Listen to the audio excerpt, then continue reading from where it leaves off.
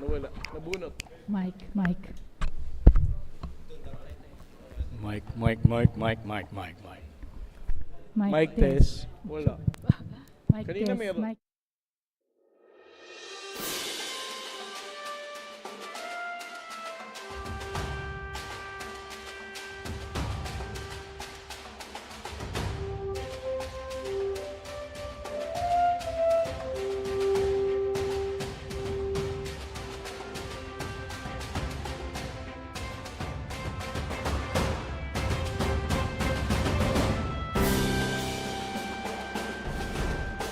Council press briefing.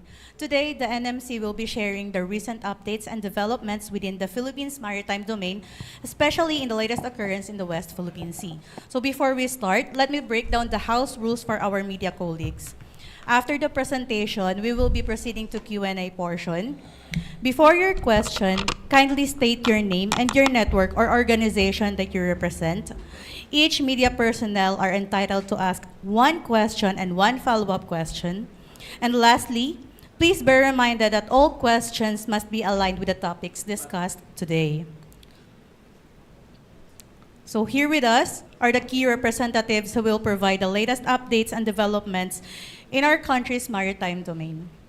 We have Undersecretary Alexander S. Lopez, spokesperson of the National Maritime Council, Rear Admiral Royce Vincent Trinidad, AFP spokesperson for the West Philippine Sea, Commodore J. Tariela, Philippine Coast Guard spokesperson for the West Philippine Sea, Assistant Director General Cornelio Valencia Jr., spokesperson of the National Security Council, former Ambassador Angelica C. Escalona, spokesperson of the Department of Foreign Affairs.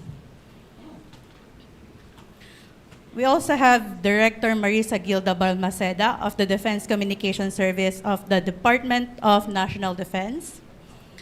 And Mr. Nazario Briguera, spokesperson of the Bureau of Fisheries and Aquatic Resources. So to officially start, may we call on spokesperson of the National Maritime Council, Undersecretary Alexander Lopez, for his opening remarks, to be followed by his presentation for this press briefing. Thank you very much, CJ, and good afternoon to everyone. We thank you for making time for this press briefing. Well, basically, this press briefing will be covering the second quarter, as we had the first quarter sometime May or June rather. And what we are going to provide you is the significant events that we have done during the second quarter, and touching on the SONA and the recent incident in Bajo de Masinloc in August 11. So on behalf of the National Maritime Council, in particular our chairman, Executive Secretary Lucas P. Bersamin, again we welcome you everyone to this second quarter press briefing of the National Maritime Council. And we are very thankful for the generosity of Commodore Tariela for hosting the venue and the snacks. Okay, so without much further ado, allow me now to proceed with the press briefing, and I'm very glad that the different spokespersons of some members of the council are here present to answer questions specific to their mandate. So, okay, next chart. Just to come up with a common page that we are indeed a maritime nation, an archipelagic nation, meaning that the ratio of land is to water is 1:7, meaning that for every square kilometer of land, meron siyang kaakibat na 7 square kilometers of water. Okay, next chart. With regard to the expanse of the West Philippine Sea, the West Philippine Sea is actually 1/4 of the total maritime space. So, ganun kalaki yung ating karagatan, okay? And the next chart will show you the different actions of the government in order to cover the big maritime space of the Philippines. Okay, next chart. Our focus actually is the West Philippine Sea muna, no? And that expanse of maritime space, we were able to conduct 87 surface operations, and we were also able to conduct 24 aerial operations. And this is broken down into next chart. We have vessels deployed coming from the AFP, the Coast Guard, as well as the Bureau of Fisheries and Aquatic Resources, as shown. 7 from the AFP, 11 from the Coast Guard, and 10 from the BFAR. Okay, next chart. With regard to the aircraft deployed, the AFP have deployed 5 aircraft, the Coast Guard deployed 5, and the BFAR also deployed 1 aircraft. Okay, next chart. So in terms of total steaming time, our vessels were able to log the 6,000 steaming time or steaming hours, and covering a total distance of 39,921 miles. This is linear, no? Linear.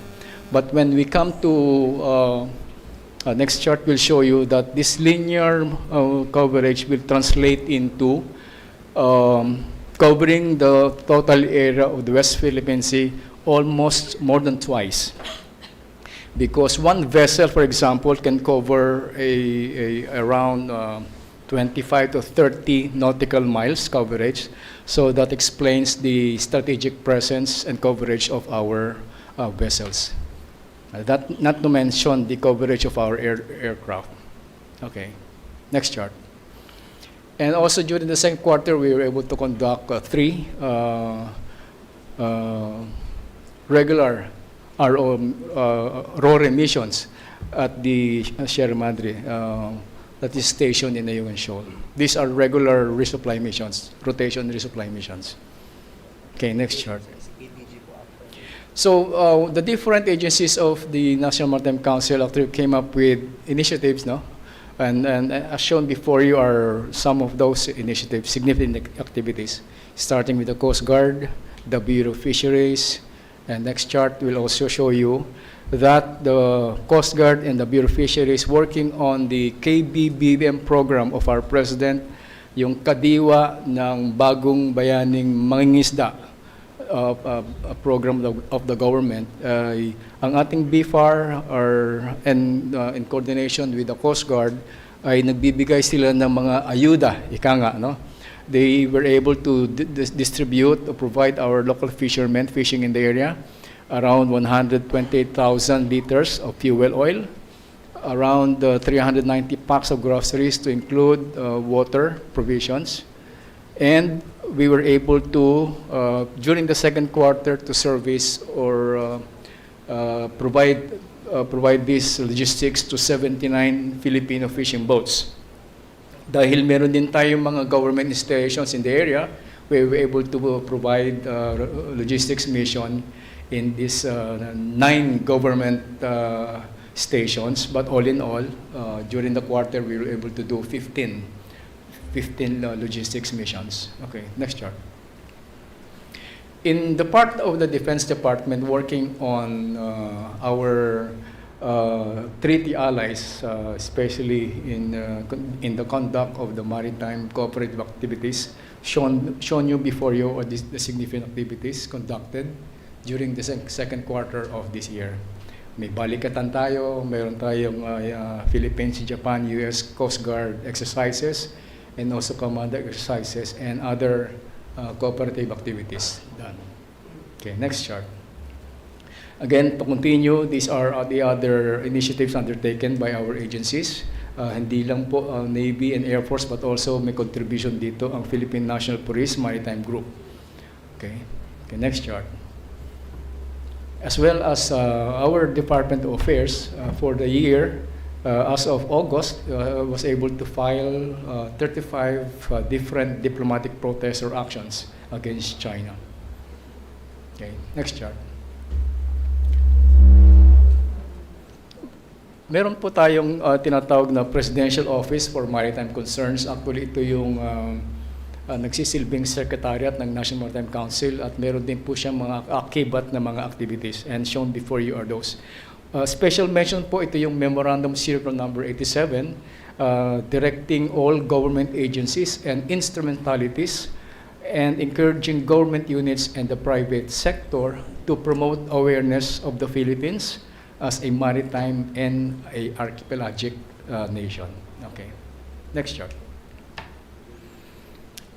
Shown you before you actually yung tinatawag na ICAD, yung gray zone tactics na binigyan natin ng kulay.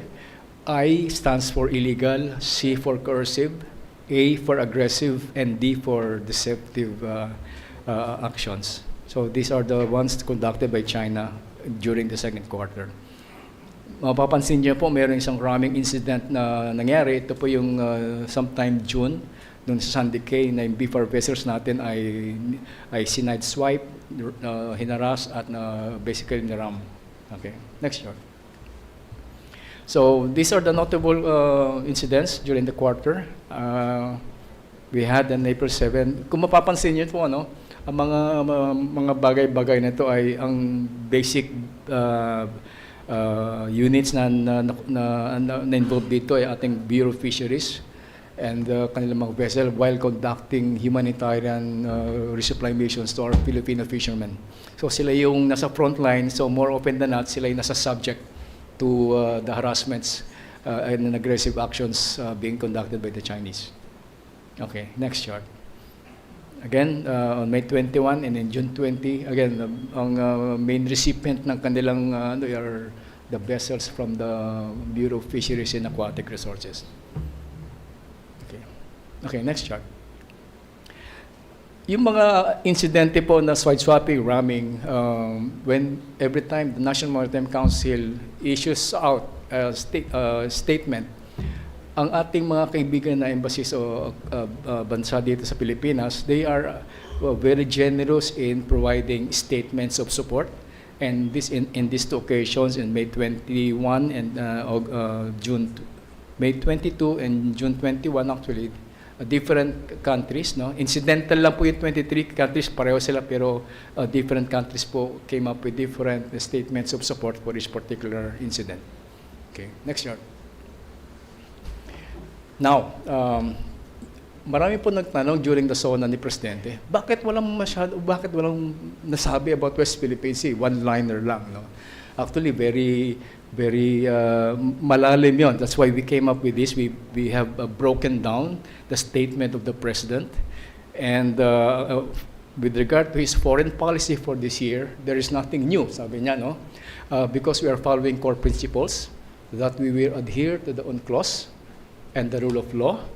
We will anchor our actions more on the 2016 arbitral award, and we'll be resolving any disputes through peaceful means, no? Maximizing our diplomatic channels and mechanisms. And what is the policy stance? That, again, the Philippines is friend to all and enemy to none. Very clear yun. Inulit ni Presidente yun, ano? And we will continue defending our sovereignty, our sovereign rights, and our jurisdiction. It's very, very clear. At anong ginagawa po natin sa strategic level? We again work on legal and diplomatic actions. We continue to develop our armed forces as well as our Coast Guard and even our BFAR for these maritime agencies to be conducting more of their mandate. And kasama din po na nakike-leverage tayo sa ating mga kaalyadong mga bansa, like-minded nations or like-minded partners, as well as within our region through the ASEAN, and also through the Quad. Okay. The next chart. At ito yung foreign policy actually mas maganda dahil ang ating presidente ay meron siyang podcast and he was able to reiterate or expound his foreign policy during that podcast delivered sometime basically sometime July din yun, no? July din, if I'm not mistaken. At inulit niya kung ano yung sinasabi niya doon, kung ano yung kanyang foreign policy. Okay, next chart. Now, siguro, this is very recent, the August 11. We will break this down, no? Again, next chart. And what is about the August 11 incident? And this is basically the incident that our Coast Guard vessel 4406 went on mission to provide supplies, again, humanitarian supplies, working under the KBBM program, at pumunta siya dito sa Bajo de Masinloc to service our Filipino fishermen. And during that time, there was about maybe 15 to 20 vessels, if I'm not mistaken, of Filipino 30, according to the Coast Guard. You know. And once our Coast Guard 4406 was there, namataan nila na yung PLA Navy 164 at ang China Coast Guard 3104 ay nandun at sinimulan silang habulin. And our Coast Guard vessel was subjected to dangerous maneuvers, and they wanted to block our Coast Guard vessel. And this aggressive, siguro alam naman natin, no, ang kanilang aggressive and dangerous maneuvers backfired, no, bumaliktad, kumbaga nakarma, and it led to the collision of these two Chinese vessels. Okay? And nakita naman natin, diba, sa mga pictures na lumabas, the Chinese Coast Guard vessel sustained great damage. And to our perspective, hindi na naging seaworthy during that time. And it has to be towed. Hindi niya siya pwedeng no? It has to be towed back somewhere else if you don't know. Okay? And sa tingin po namin, I being a former Navyman myself, Commodore Tariela, ay nakita namin that there must be a possible man overboard incident. No? Kasi di ba, makikita niyo yung uso, yung nose ng talagang nawasak. At merong mga tao doon. No? So maybe we can surmise that there can be a possible man overboard incident. And there can also be some incident na baka may nawawalang, may mga seriously injured Chinese sailors or Coast Guard men. Okay? But despite that, no? Despite yung nabunggo yung kanilang China Coast Guard, itong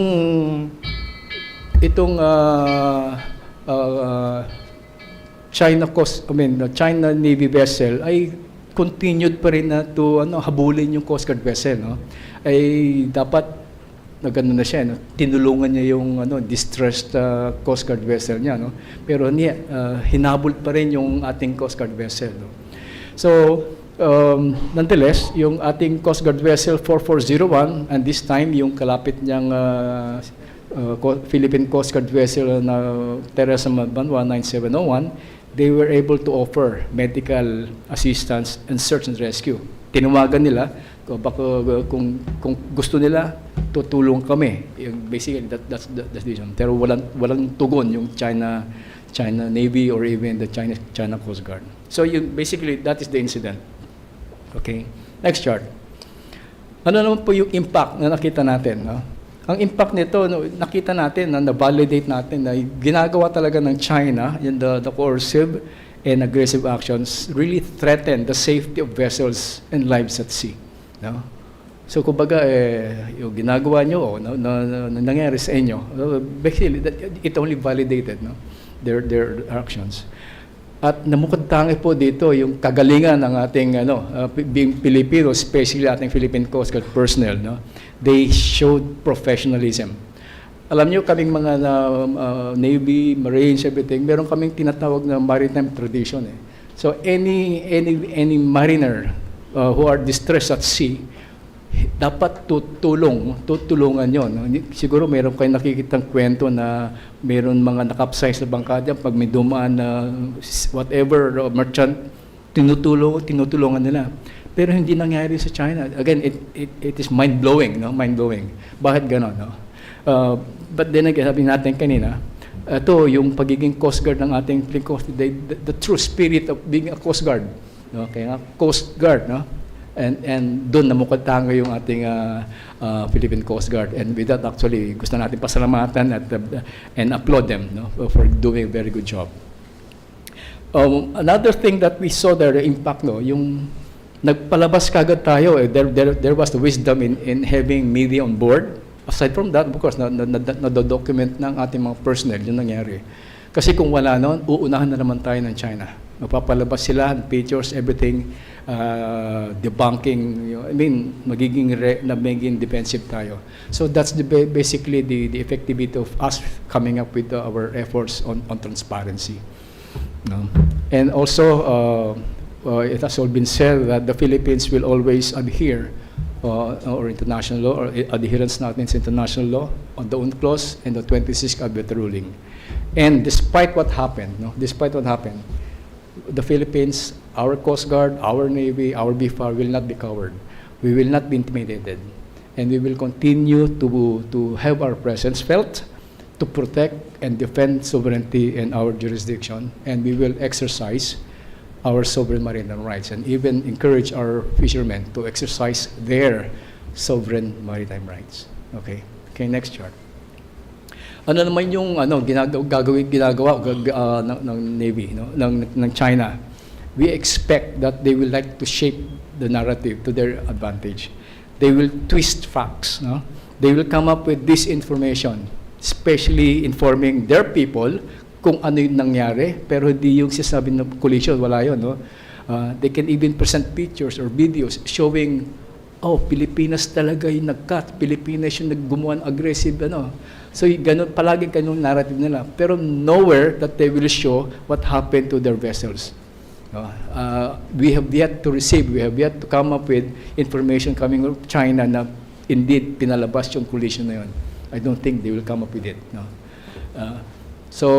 Again, next chart.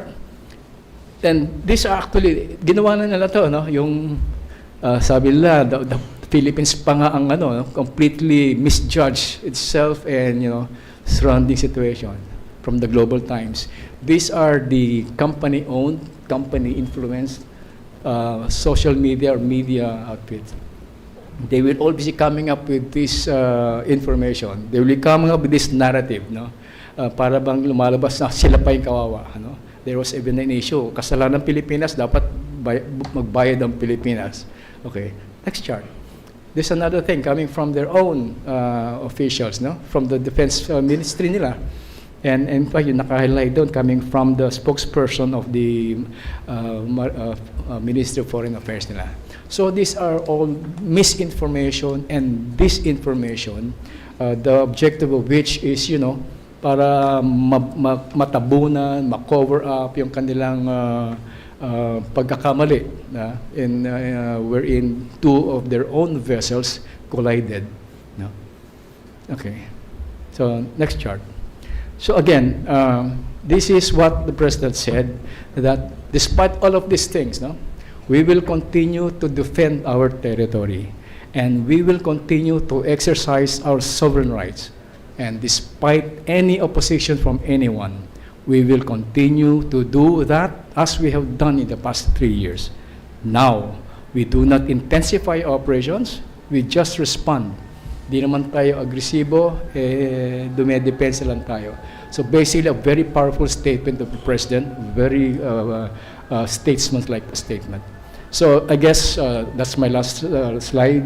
Thank you very much for your attention, and we now open to your questions. Thank you. Before we proceed to Q&A, sir, let us hear a statement from the National Task Force of West Philippine Sea. May I call on ADG Cornelio Valencia Jr. of the NSC. On behalf of the National Security Advisor, and who is also the head of the National Task Force West Philippine Sea, Secretary Anyo, I would like to thank the National Maritime Council for inviting us here. The National Task Force West Philippine Sea exists to translate policy to action, and over the past months, this has been sustained and demonstrated through decisive diplomatic measures, sustained patrols and resupply missions, closer cooperation with allies and our partners, strengthened law enforcement and defense capabilities, as well as public information and our livelihood support to our fishermen. These actions reflect not isolated efforts, but a whole of government effort to defending sovereignty, securing our maritime domain, and safeguarding the welfare of our fisher folk and coastal communities. The message is clear. Our policies are not confined to paper. They are felt on the seas, in our communities, and in our engagements with our international friends. Every protest filed, every patrol launch, every partnership forged, and every advocacy carried it embodies our steadfast commitment to the West Philippine Sea. The National Security Council, through the National Task Force West Philippine Sea, reaffirms its commitment to the unity of efforts, because only through shared responsibility can we effectively protect our national interests and ensure a peaceful, rules-based maritime order. Maraming salamat po at magandang hapon. Okay, thank you, Yusek Lopez and ADG Cornelio Valencia for the presentation and statement. Now, before we proceed for the question and answer portion, may I please be reminded, all of our media colleagues, to before giving your questions, please state your name, your organization that you represent, and the person or the resource speaker that you want to answer your question. Sir Tristan from Newswatch. Hello, good afternoon. To Yusek Lopez and to Ambassador Escalona, what diplomatic actions na po ang ginawa natin over the August 11 incident sa Scarborough Shoal? Have we filed a protest on that particular incident? And yung nangyari rin po nung Wednesday, yung dangerous maneuvers na po ng Chinese fighter jet over Philippine aircraft, was it also protested by the Philippine government?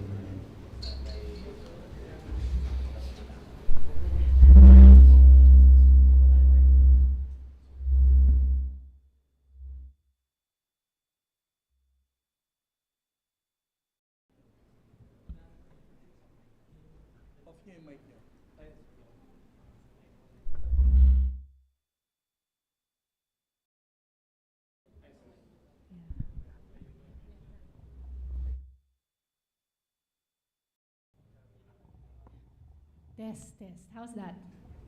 Ayan. Magandang hapon po sa inyong lahat.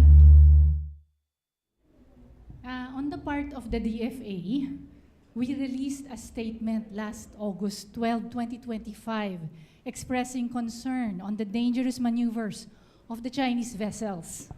Si Secretary Lazaro din, she issued a statement, nagsalita siya that while we consider the collision an unfortunate outcome, it must be emphasized that it was not caused by the Philippines. Regarding the diplomatic protest for this specific incident, pinag-aaralan pa rin po.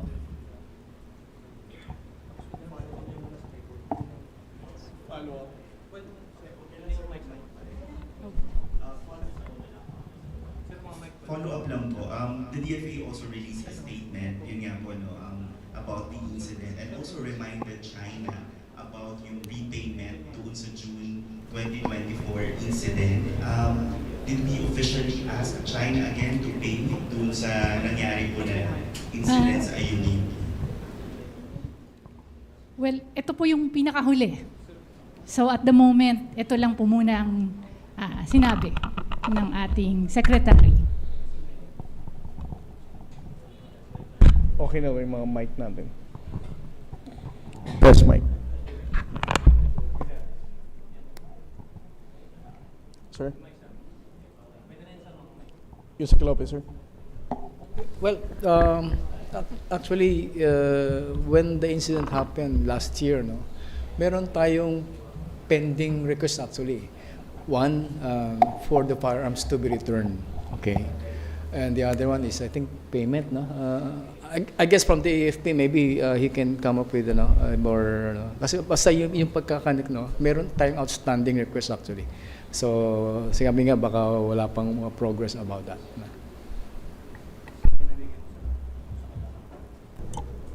Next question po, ma'am, sir.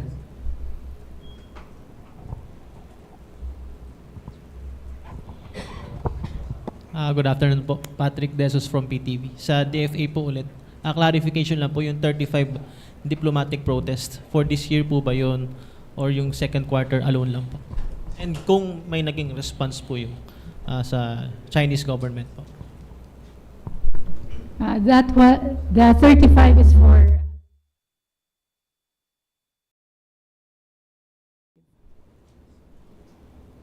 yes, This year lang yun, ma'am, tama. May naging response pa po ba from the Chinese government po dun sa mga final po na diplomatic protests? as far as I know, wala po, no. As far as I know, but I can double check. Ah, kay Sir J po. Yung update lang po sa monitoring sa BDM, if still for China Coast Guard ships po yung nasa vicinity, and kung naglo-loiter pa rin po ron yung research vessel po na Xiangyang Hong 10. Thank you.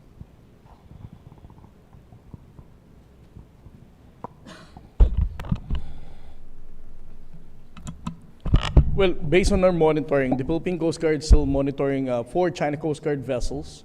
As I mentioned last Friday, they are maintaining a distance of 24 nautical miles from Bajo de Masinloc. The same thing with Xiangyang Hong Chinese research vessel. It's still within the vicinity of Bajo de Masinloc. Any more questions? Sir, Pam from AFP po, tatanong ko lang po, like, yung US ships po ba ay present pa near the Scarborough Shoal as of this moment? And if ever, may plano po ba tayo na mag-tap sa US government for their ships to be more present in the area? AFP.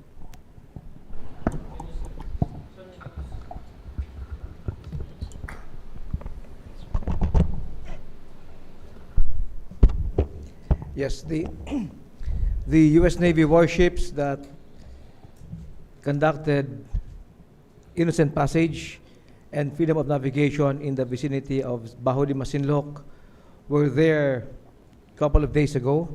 They were just passing through the area. As to tapping other countries, especially the U.S., for more presence in our maritime domain, I could say that there are other activities, maritime cooperative activities being lined up, not only with the U.S. but with other foreign partners, like-minded nations. In the works, we're planning for them. We don't announce them in advance, but the moment they are finalized and ready for execution, appropriate press advices will be given to all of you.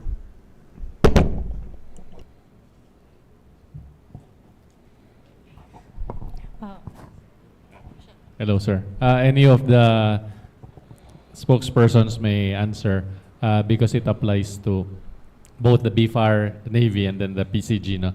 Sir, so far, after the incident on August 11 and then following that fighter jet incident on Wednesday, pwede ba nating masabi na safe pa ang mga Pilipino pumunta sa Bajo de Masinloc, whether it be fishermen, BFAR, Coast Guard, or whoever who wants to pass through that area? Can we guarantee their safety at this point, knowing na babanggain naman talaga tayo no, at the time nakaiwas lang talaga yung PCG? Well, first of all, let me first correct what you said, that on the part of the Philippine Coast Guard, we are not actually implying that the intention of the PLA Navy vessel is to directly ram the Philippine Coast Guard vessel. There is no statement from the Coast Guard, and I would like to have it corrected.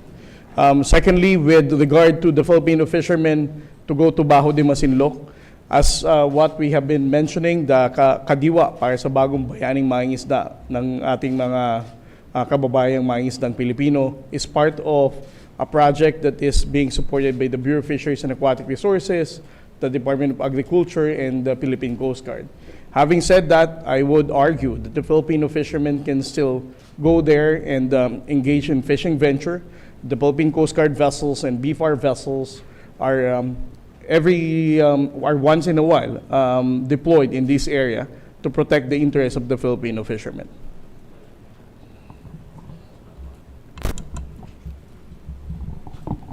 Hi, good afternoon. This is Beko Pin from Rappler.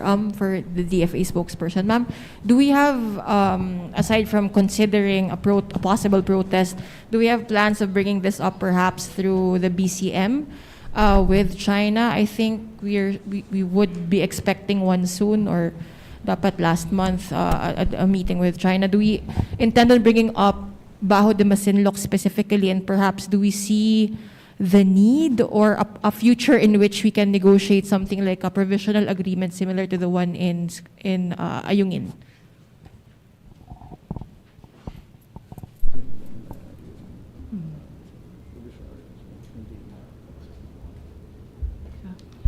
Well, regarding sa bilateral dialogue natin with China, yes, we are looking at existing platforms for discussing all these important matters with China. Again, ang instructions sa atin is that we continue diplomacy and dialogue, and we keep lines of communication open with China. Linsunod na nga yan sa instructions ng Pangulo to manage the issue in a peaceful manner. More questions? Sa PCG po, AFP, or NMC or NSC po, last week nabanggit po ni General Browner po na magkakaroon ng conference nga po ang Philippine Coast Guard and Armed Forces of the Philippines with the President po. Ito po ba yung natuloy na, and ano po yung na-discuss kung magkakaroon po ng changes on how we implement yung pag-iit po ng sovereignty po natin sa West Philippine Sea? Kasi as far as the NSA Secretary Anyo is concerned, hindi pa raw time for the military to lead po yung mga operations sa BDM. Thank you, Patrick. I would like to respond to the question whether there was a meeting already conducted between the Coast Guard and the Armed Forces of the Philippines, which was presided by the President. As of this time, there are no reported meetings that have been completed and presided by the President. As to the changes of our operational and tactical deployment, I would agree to the National Security Advisor, and him being the chairman of the National Task Force for the West Philippine Sea. That is something that the Philippine Coast Guard and, of course, the Armed Forces of the Philippines also supports. Any other questions? ADG Valencia, sir. Yeah. Good afternoon. We also would like to pursue PCG as the lead as of this point, just to ensure the message to our Chinese friends that we are not escalating things. That is the main message of using our civilian Coast Guard. So I believe they read it. It's just a matter for them to accept it.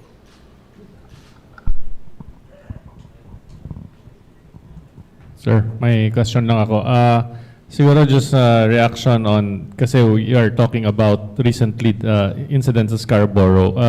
May mga there's this article, without naming who, parang nagsasabi na misappreciated daw how we lost Scarborough. And accurate ba yun na tanggapin natin na we lost Scarborough by inaction, and ano ba talaga ang ating stand doon when it comes to that? Kasi parang may nag-accuse din na may misappreciation sa AFP, may misappreciation dun sa ano talagang nangyari. That's why we're in such a mess. Well, without naming the person, I think you and I know who are you referring to. For one, no, that's not true. No. The 2016 arbit ruling is a win for us. In whatever way ito ay di tayo nanalo. It's just it's a very sorry thing that some personalities involved trying to demean, no? Para to undermine what we have won.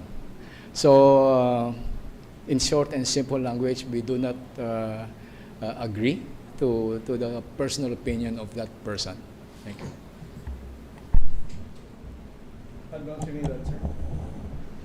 Yes. If you're referring to a columnist attacking the Chief of Staff of the Armed Forces, first and foremost, the AFP remains focused on performing its mandate of protecting the integrity of the national territory, defending our sovereignty and sovereign rights. We are aware of different perspectives of the West Philippine Sea, historical perspectives of the West Philippine Sea. It is not our role to engage in historical dispute or political commentary. What is very clear to your armed forces is that we will remain focused on protecting the maritime domain of this country, ensuring our fisher folks are able to access fishing grounds, and that any maritime entitlements within our EEZ and even the extended continental shelf will be for the Filipino people. Thank you. Do you have any more questions? Sir Jim. Hi, sir. Jim Gomez, sir, from AP. Sir, what a lot of people saw was the employment of a Chinese Navy ship. Now, usually, Chinese Coast Guard, in an elevated level of aggression, frontline against civilian vessels. So, my question is, what operational safeguards would you employ, countermeasures? Would the Philippine government consider now the deployment of Navy ships in frontline operations, not in the background? Unang-una, ang napakaliwanag ng direktibo nating Pangulo. Whatever we do, we will not be the one to provoke. No? And hindi lang naman ito nangyari first time. It also happened sometime last year that a PLA Navy warship was deployed at nag-react din tayo doon. No? Pero ang reaction natin dito hindi tayo magpapadala ng Navy natin para tapatan ang isang Navy. Bakit? Kasi once you deploy a Navy vessel there, you come in warlike. Para bang nanunutya ka, nangahamon ka. That is not the policy stand of our government. So, hindi tayo magpo-provoke kasi we do not know what will happen if two Navy vessels are there. Kasi doon pwede mangyari miscalculation, misjudgment. And that is the thing that we do not want. No? Hindi naman nasasabi dahil hindi tayo na-deploy doon and naduduwag tayo, hindi. We are just being prudent, we're just being practical. And we do not want this a situation to escalate. And if ever it escalates, it is not to the best interest of our country. It is not even to the best interest of China for that matter and to the region. So we might as well tone it down and bring it down to a level that we can manage. Otherwise, you do not know what will happen.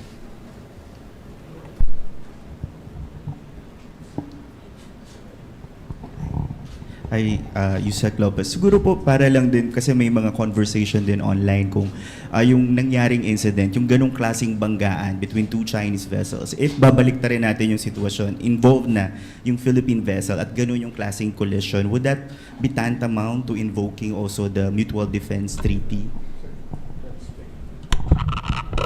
That's speculative.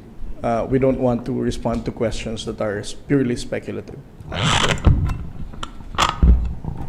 Hi, it's Bea again. Sir, I understand the position of the Philippines, kaya we don't want gray to gray. Pero to steal from the President's quote last week regarding a different area in our maritime areas, no? He was talking about Taiwan. He was talking about hope is not a plan. Paano naman po yun? Kung kumbaga yun nga, parang yung discussions online is konting ilang inch lang siguro, ilang meter lang siguro, pwedeng hindi China to China collision yon, baka China-Philippine collision na yon sa Bajo de Masinloc na ganun. Like, what are we doing? Although we understand there's a 2016 arbitral award, parang we still know that it's China that is very aggressive in that area and in fact controls access to yung lagoon mismo ng Bajo de Masinloc. So, siguro the public will also wonder, like, we say that international law is on our side, but operationally, what they see is China bullying Philippines over and over again. Well, what the government is doing, in particular the Philippine Coast Guard, is to make sure that we are deploying skippers of the vessels who are excellent in seamanship skills. The display of seamanship skill of Captain Angge, the commanding officer of 4406, is a good evidence of how careful we are in selecting Coast Guard vessels whenever we deploy in the West Philippine Sea. Well, just to whatever happens, actually, our government is prepared for anything without going to the details. So it is pwede sigurong na ating mga kabayan na meron tayong nakalaan na gagawin kung sakali man. Kumbaga, the contingency measures or plans are in place. So yung sinasabi naman na yung hope about, actually we are planning for the worst scenario. That's very military, no? Basic naman sa amin yun. We do not plan for anything small, but we plan for something big. So without going to the details, we do have contingency measures already.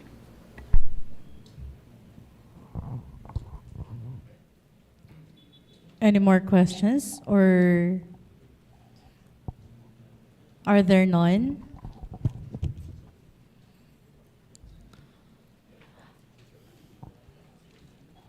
Okay, there's one more. Sir, follow up lang, sir. Kasi after that August 11 incident, no? In fact, tinamaan na yung Philippine Coast Guard ship, yung Flagstaff na nabaluktot, sir. After that, yung nagpalipad yung Philippine Coast Guard ng surveillance plane, may nag-hover naman na Chinese fighter jet just 200 feet above the Philippine Coast Guard plane. So it's getting closer and closer, and it seems like a disaster waiting to happen. So what can the Philippines do in terms of other remedies like yung international anti-collision treaty? What can to it seems like it's helpless. So what other international treaty remedies can the Philippines do aside from what the Philippine Coast Guard and the Navy have been religiously doing?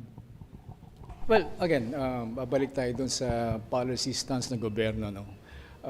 We will address things in the most peaceful manner. In fact, in jet, yung nagpalipad sila, actually, wala pa ngayon eh. The most critical there was yung pinaliparan yung BFAR vessel natin na almost 10 feet lang eh. That's the most critical actually. And how did we address that?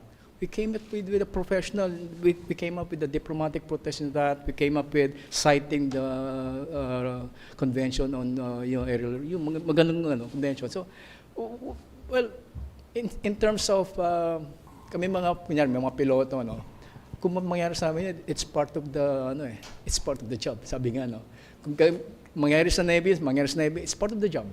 No? So, but then again, we have measures, we have prepared ang ating gobyerno to top the most appropriate action on that. Not necessarily military, again. Not necessarily military. Maraming measures. Again, it's not military thing. It's an interagency thing. So even at the end of the day, it's an executive decision what particular action to take. More questions from the body? Okay, there will be none. May I again call on Sir Yusek Alexander Lopez for his closing statement. Okay, thank you very much. If there are no more other questions, please allow me to just close it with a closing remark. And I would like to address my remarks to our Filipino people, ating mga kababayan. Bilang pagtatapos ng ating press briefing na ito, nais kong iparating ang malinaw na mensahe ng ating National Maritime Council sa ating mga kababayan na katulad ng ginagawa natin ngayon, lamang ang may alam. Lamang ang may alam. Kaya nananawagan kami sa lahat ng mga Pilipino na manatiling mapagmatsyag at nagkakaisa sa pagpapahalaga at pagpagtanggol ng ating karapatan sa karagatan. Nantandaan natin ang ating karagatan ay ang ating kinabukasan. Tulad ng sinabi nating Pangulo, we Filipinos are brave. We do not back down because we are afraid. This government does not withdraw from battles. We Filipinos are brave. Ang laban para sa ating soberanya ay laban ng bawat Pilipino at sisiguraduhin ng inyong pamahalan na lahat ng legal at mapayapang paraan ay gagamitin upang protektahan ang ating mga mangingisda, ang ating karagatan, at ang ating buong sambayan ng Pilipino at ang ating interest. The Republic of the Philippines firmly upholds its sovereignty rights over the West Philippine Sea. These are waters where the Filipino people remain the rightful stewards, recognized under international law. Recent incidents, including those near Bajo de Masinloc, have shown that our vessels are not intruders, but protectors of Filipino fishermen exercising their lawful rights in their own seas. The collision involving Chinese vessels underscores the risks when force is used to overshadow legitimate authority. Just as there cannot be two suns in one sky, there can only be one rightful sovereign in the West Philippine Sea, and that is our country, the Philippines. Provocation and aggression cannot extinguish the light of legitimate sovereignty and peace.